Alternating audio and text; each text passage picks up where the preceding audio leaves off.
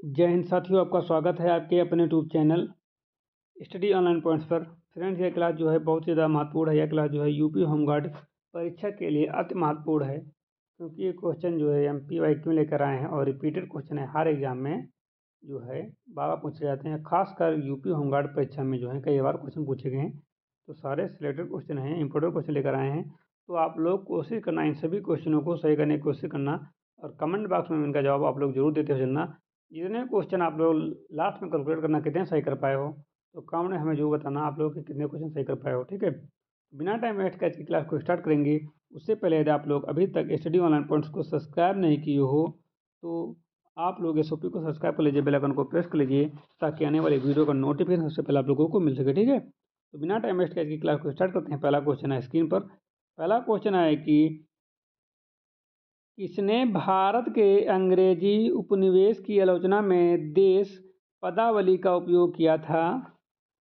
तो इसका right answer हो जाएगा option number B, Ramdhari Singh Dinkar. Option number B is right हो जाता है, रामधारी सिंह दिनकर। इसका हम जो है डिटेल्स क्वेश्चन के साथ कराएंगे। रामधारी सिंह दिनकर जो हैं देश पदावली में ब्रिटिश शासन की आलोचना की। उनकी कविताएं स्वतंत्रता आंदोलन और देशभक्ति की भावना को प्रकट करती हैं। ऑप्शन नंबर बी राइट हो जाएगा। अगले क्वेश्चन चलते हैं, कन्याकुमारी किस राज्य में स्थित है? तो इसका राइट आंसर हो जाएगा ऑप्शन नंबर ए, तमिलनाडु में स्थित है। कहाँ स्थित है?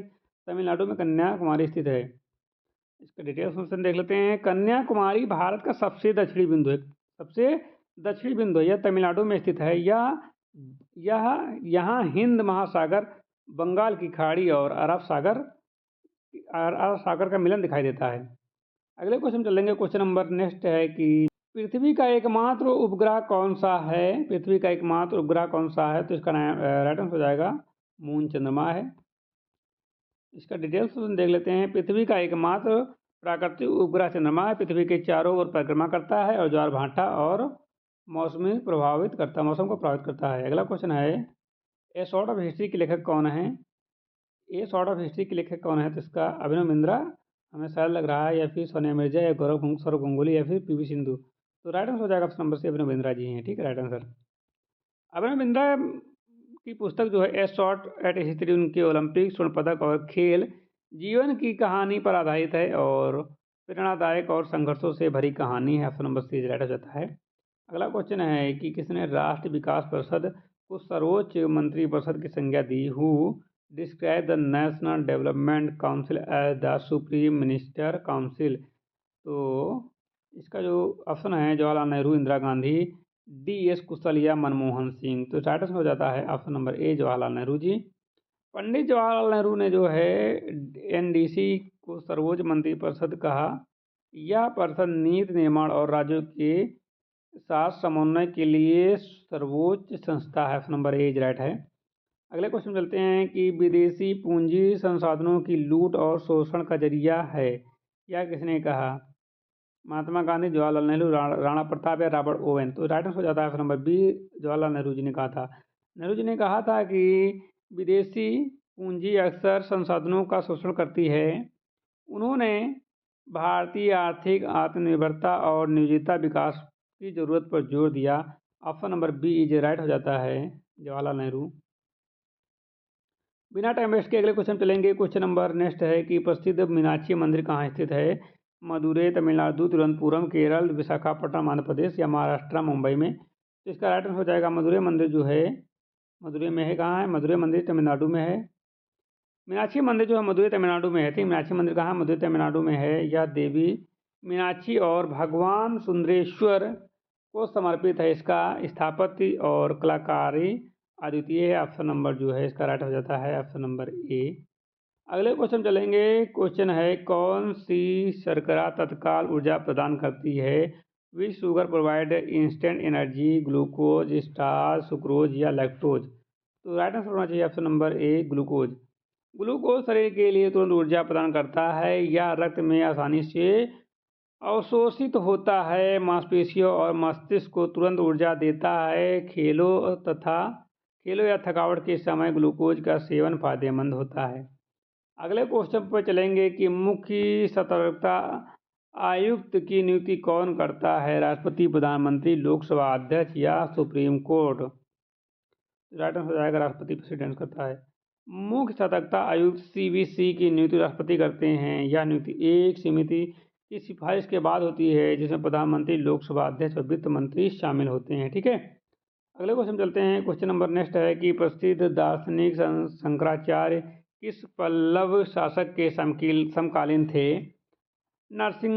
नरसिंहवार, महेंद्र वर्मा, राजेंद्र वर्मा, अनंत वर्मा। तो इसका राइट आंसर हो जाएगा option number B, Mahendra Verma.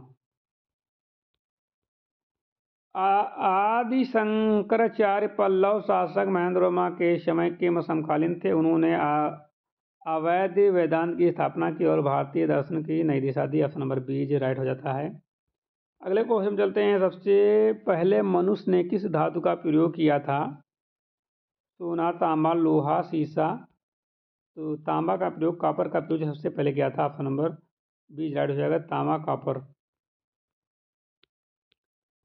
अगले को इसका थोड़ा डिटेल क्वेश्चन देख लेते हैं कि प्राचीन मानव ने सबसे पहले तांबे यानी कि कॉपर का प्रयोग किया। तांबे से औजार और हथियार बनाए गए।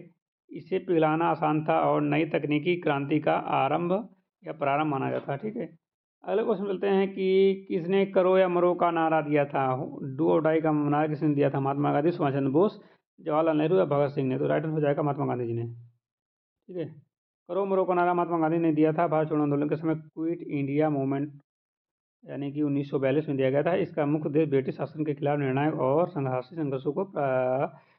संघर्षों को प्रेरित करना था। अगला क्वेश्चन है कि नॉर्वे में अर्ध रात्रि के समय सूर्य कब दिखाई देता है? ग्रीष्मकालीन, शीतकालीन, वसंत या पतझड़ में? तो ये ग्रीष्मकालीन में दिखता है, समय में दिखता है। नॉर्वे में मध्य रात्रि सूर्य यानी कि मिडनाइट सन ग्रीष्मकाल में दिखाई देता है। यह ध्रुवीय क्षेत्रों में सूर्य का पूरी तरह रात चमकता रहता है। यह ध्रुवीय दिनों की विशेषता है। ऑप्शन नंबर ए राइट है। रामकृष्ण मिशन की स्थापना कब की गई थी? When was Ramakrishna Mission establish? 1886, 1895, 1900, 1875? 1886 में की गई थी। ऑप्शन नंबर ए राइट है। रामकृष्ण मिशन की स्थापना 1886 में स्वामी विवेकानंद द्वारा की गई थी। इसका उद्देश्य समाज सेवा, शिक्षा और आध्यात्मिक उन्नति को बढ़ावा देना था। ऑप्शन नंबर ए राइट हो जाएगा। अगले क्वेश्चन चलते हैं। क्वेश्चन नंबर नेक्स्ट है कि राष्ट्रीय आय के आकलन में मूल्यह्रास की गणना किस पर की जाती है? भूमि, पूंजीगत वस्तुएं, मजदूरी या आयात? तो राइट हो जाएगा पूंजीगत वस्तुएं। ऑप्शन नंबर बी राइट हो जाएगा। राष्ट्रीय आय में मूल्यह्रास का आकलन पूंजीगत वस्तुएं जैसे मशीनरी, भवन आदि पर किया जाता है और यह उनके समय के साथ मूल्य घटने को दर्शाता है। अगले क्वेश्चन चलते हैं। वस्तु घटने घटाने दिया हुआ है, घटने। ठीक है, अगला क्वेश्चन है वस्तु बुनने की कला किस काल में प्रारंभ हुई थी? सिंधु घाटी सभ्यता, मौर्य काल, गुप्त काल या 6ठी शताब्दी? राइट हो जाएगा ऑप्शन नंबर ए, सिंधु घाटी सभ्यता में। वस्त्र बुनने की कला प्राचीन कला में सिंधु घाटी सभ्यता से प्रारंभ हुई थी। वहाँ के महिलाएं सूती ऊन कपड़े बुनती थी और यह सभ्यता तकनीकी और शिल्प कौशल के लिए प्रसिद्ध है। ऑप्शन नंबर ए राइट है। किसने कहा है आराम हराम है? तो राइट हो जाएगा option number B, Subhash Chandra Bose ने कहा था आराम हराम है। आराम हराम है या नारा सुभाष चंद्र बोस ने स्वतंत्रता संग्राम के दौरान दिया था। इसका उद्देश्य युवाओं को कठिन परिश्रम और साहस के लिए प्रेरित करना था। अगला क्वेश्चन है, अगला क्वेश्चन बस इतने ही क्वेश्चन हैं। तो आज की क्लास यहाँ पर समाप्त होती है। आपको क्लास अच्छी लगी हो तो लाइक कर देना, चैनल पर नया सब्सक्राइब कर लीजिए, बेल आइकन को प्रेस कर लीजिए ताकि आने वाली वीडियो का नोटिफिकेशन सबसे पहले आप लोगों को मिल सके। ठीक है, तो मिलते हैं नई क्लास के साथ, तब तक ले जय हिंद।